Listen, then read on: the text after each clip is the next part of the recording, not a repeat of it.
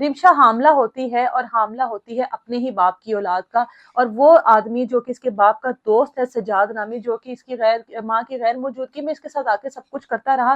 रिमशा हामला होती है और अपने बाप को, जो इसका सुतेला बाप है, मुझे बाप कहते हुए उसको शर्मिंदगी महसूस हो रही है कि एक बाप जो है वो इस तरह का नहीं होता।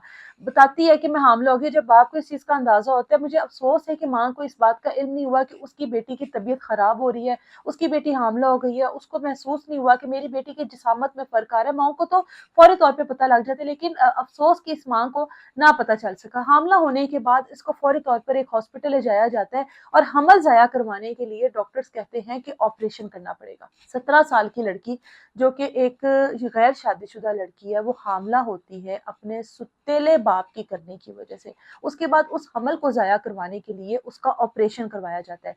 वापस आती है, माँ को अभी तक नहीं पता कि मेरी बेटी को कहाँ लेकर गए, मेरी बेटी के साथ क्या हुआ। माँ पूछती है कि मेरी बेटी के साथ क्या हुआ और ये इतनी अजियत में क्यों है, जिस पर उसको बताया जाता है कि इसका अपेंडिक्स का ऑपरेशन हुआ है, इसको अपेंडिक्स की दर्द शुरू हुई थी और वो सब कुछ हुआ है। लेकिन रिमशा की तबीयत दिन ब दिन बिगड़ती चली जाती है, बिगड़ती चली जाती है। एक ऐसी लड़की जिसकी उम्र 17 साल है, जिसकी शादी नहीं हुई है और वो हामला होती है, फिर हमल उसका ऑपरेट के जरिए जाया होता है और उसके बाद उसको उस तरह से उसकी केयर नहीं की जाती, उसका ऑपरेशन भी खराब होता है, उसकी तबीयत भी बिगड़ती है। जब माँ मुसलसल बेटी से पूछती है कि मुझे असल हकीकत बताओ कि है क्या, डॉक्टर्स के पास खुद लेके जाती है, तो पता लगता है कि इसकी बेटी का तो हमल जाया करवाया गया और उसके लिए बेटी का ऑपरेशन करवाया गया।